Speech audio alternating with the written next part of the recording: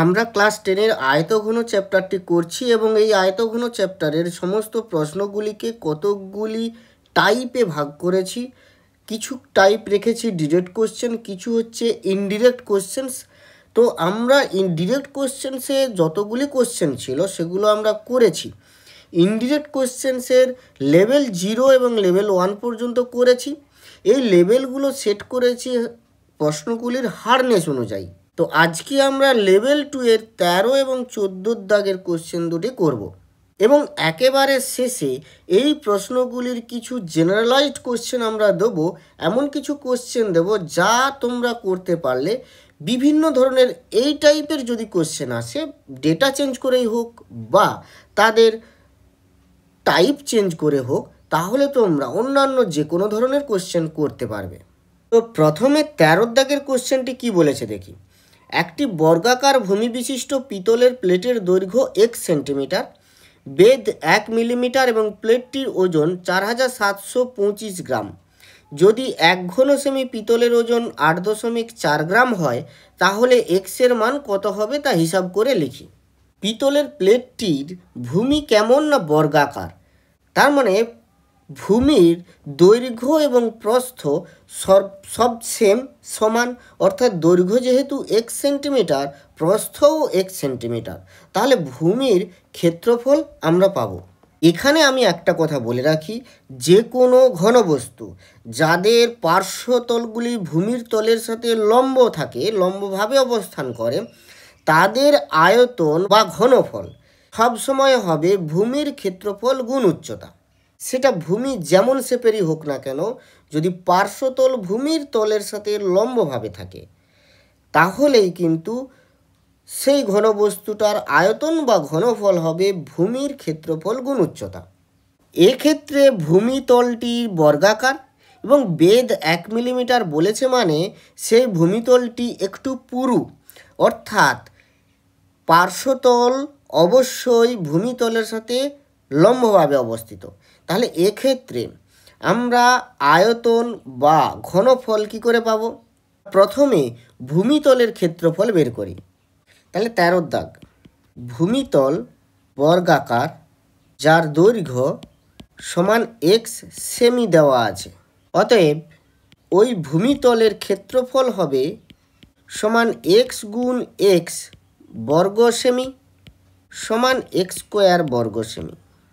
এখন যেহেতু বেধ 1 মিলিমিটার, এটিকে আমরা সেন্টিমিটারে পরিণত করব, অতএব তাহলে পিতলের প্লেটটির আয়তন কত হবে? অতএব পিতলের প্লেটটির আয়তন সমান ভূমির ক্ষেত্রফল উচ্চতা। এখানে উচ্চতা বলতে আমরা বেধকে বুঝব, সমান এক্স স্কোয়ার গুণ বেধ কত 1 মিলিমিটার সমান, তাকে সেন্টিমিটারে করব 0.1 ঘন সেমি। এটা হচ্ছে ঘনফল, অতএব 0.1 এক্স স্কোয়ার ঘন সেমি। এখন এই প্লেটটির ওজন দেওয়া আছে 4725 গ্রাম, তাহলে এই প্লেটটি 0.1 এক্স স্কোয়ার ঘন সেমি বিশিষ্ট যে প্লেট, তার ওজন কত? 4725 গ্রাম। অতএব 0.1 এক্স স্কোয়ার ঘন সেমি প্লেটের ওজন 4725 গ্রাম। অতএব 1 ঘন সেমি প্লেটের ওজন কত হবে?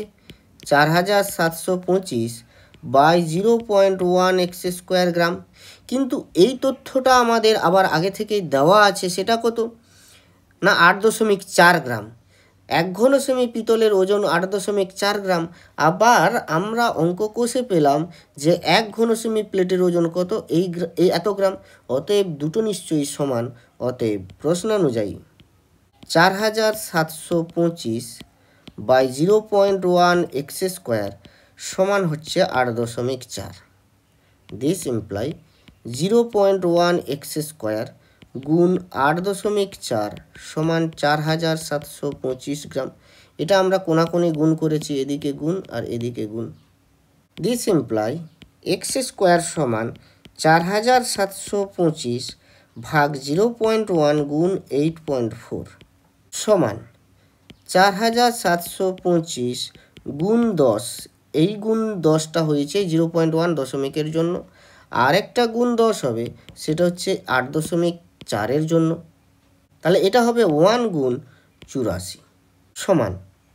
এবার আমরা যেহেতু বাম দিকটা আছে এক্স স্কোয়ার, তাহলে আমাদের এক্স বের করতে হবে, তাহলে বর্গমূল বের করতে হবে, তাহলে আমরা উৎপাদকে বিশ্লেষণ করে ফেলি।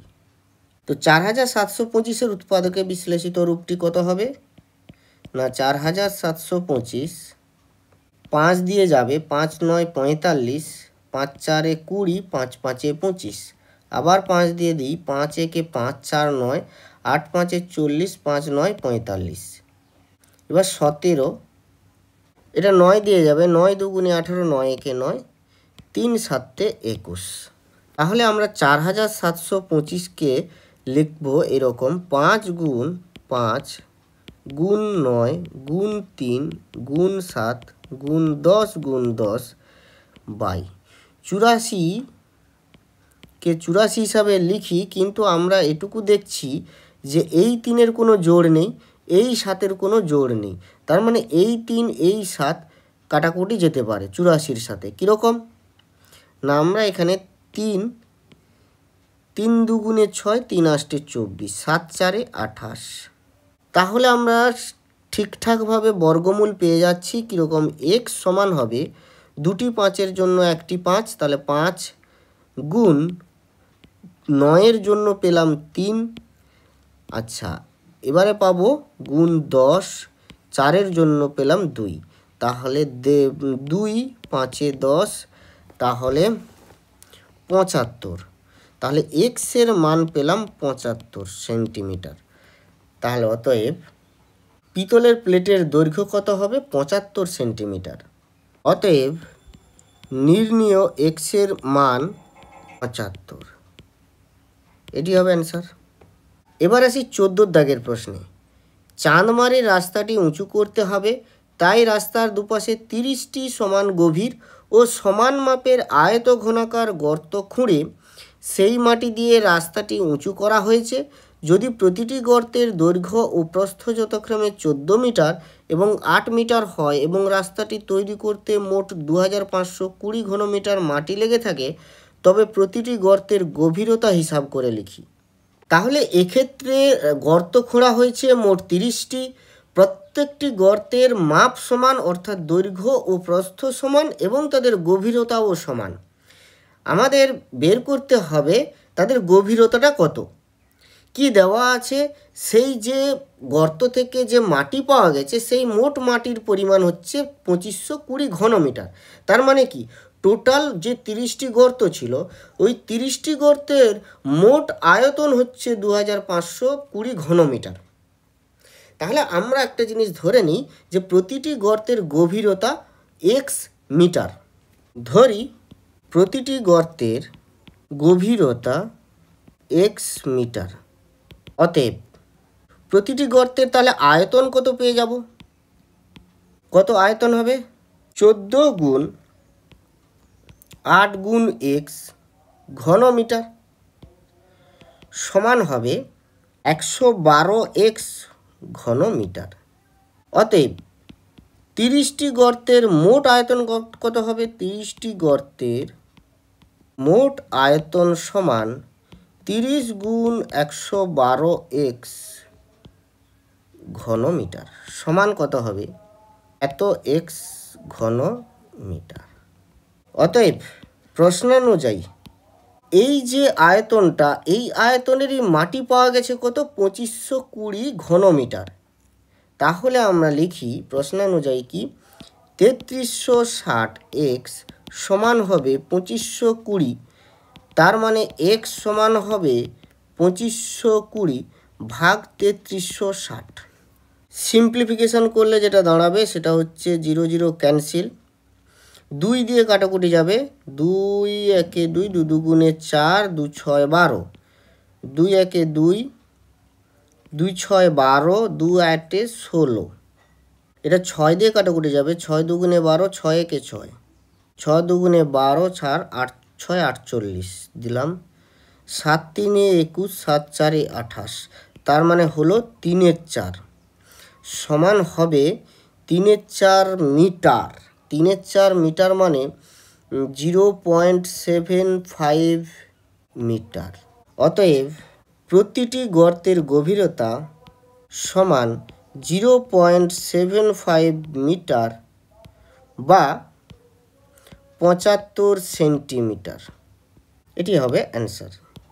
এবার আমি তোমাদের কিছু অনুরূপ প্রশ্ন দিচ্ছি, একেবারে সিমিলার, তোমরা করার চেষ্টা করবে। আমি এই প্রশ্নটিরই বর্গাকার ভূমি না করে এটা বলছি যে ত্রিভুজাকার ভূমি বিশিষ্ট সমবাহু ত্রিভুজাকার ভূমি বিশিষ্ট পিতলের প্লেটের প্রতিটি বাহুর দৈর্ঘ্য 1 সেমি, বেধ 1 মিলিমিটার, প্লেটটির ওজন 4725 গ্রাম। যদি 1 ঘন সেমি পিতলের ওজন 8.4 গ্রাম হয় তাহলে এক্স এর মান কত হবে বের করতে হবে।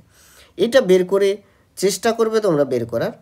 ত্রিভুজ যখন সমবাহু হবে, মানে ভূমিটা যখন সমবাহু ত্রিভুজ হবে বা ত্রিভুজ যাই হোক না কেন, সমবাহুই হোক বিষমবাহুই হোক, কিন্তু ভূমি যখন ত্রিভুজ আকারের হবে তখন কিন্তু যে ঘনবস্তুটি তৈরি হবে সেই ঘনবস্তুটি কিন্তু তার নাম, বিশেষ নাম হচ্ছে প্রিজম।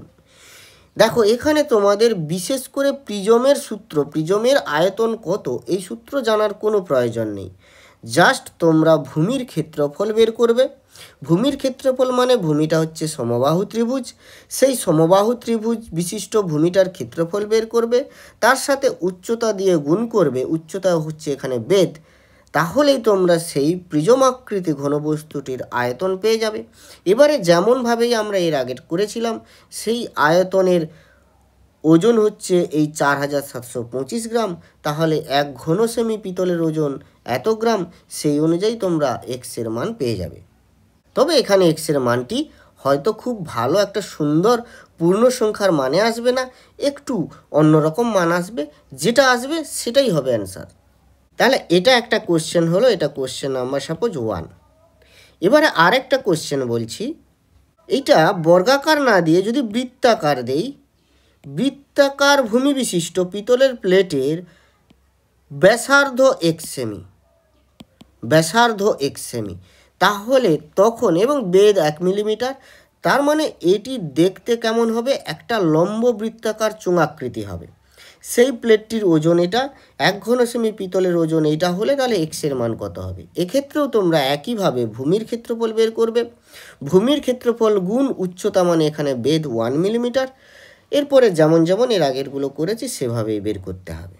তাহলে এটা হলো আমাদের 2 নম্বর কোশ্চেন। এই প্রশ্নটিকে একটু চেঞ্জ করে এরকম দিচ্ছি, তোমরা করার চেষ্টা করবে। তো রাস্তাটি কত ঘনমিটার মাটি লাগবে এটা দিচ্ছি না, এটা দেওয়া নেই, মনে করো এটা দেওয়া নেই। তাহলে কি দেওয়া আছে না, চানমারির 5 মিটার চওড়া রাস্তাটি 0.2 মিটার উঁচু করতে হবে। তাহলে কি চাঁদমারির 5 মিটার চওড়া রাস্তাটি 0.2 মিটার উঁচু করতে হবে, তাই 2520 মিটার দীর্ঘ রাস্তার দুপাশে 30টি সমান গভীর ও সমান মাপের আয়তক্ষেত্রাকার গর্ত খুঁড়ে সেই মাটি দিয়ে রাস্তাটি উঁচু করা হয়েছে। যদি প্রতিটি গর্তের দৈর্ঘ্য ও প্রস্থ এগুলো সব সেম থাকবে আর এটা দেওয়া নেই, তাহলে প্রতিটি গর্তের গভীরতা হিসাব করে লেখো। তাহলে প্রশ্নটি এরকম থাকলে তোমরা কিভাবে করবে সেটা করার চেষ্টা করবে। এটা আমাদের তাহলে কোশ্চেন নাম্বার 3।